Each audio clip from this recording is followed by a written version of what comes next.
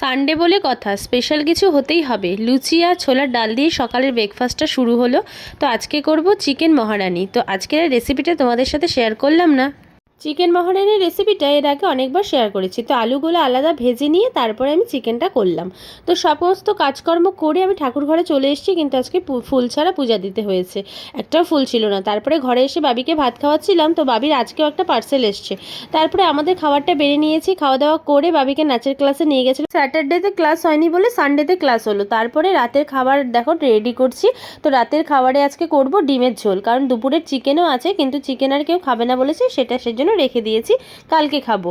তো পাতলা ডিমের ঝোল করেছি। আর এদিকে বাবির কাণ্ড দেখে আমি অবাক। বাবি পুরা ঘরটার পরিষ্কার করছে, এই বিছানা টিছানা সব নিজে একা হাতে পরিষ্কার করেছে। বিছানাতে যা কিছু ছিল সব কিছু নামিয়ে সুন্দরভাবে পরিষ্কার করেছে। আর এসে দেখছি ও পুরো ঘেমে টেমে অস্থির, কারণ ফ্যানও চালায়নি, এসিও চালায়নি। তো চলো আজকের মতো টাটা, দেখা হবে নেক্সট ব্লগে।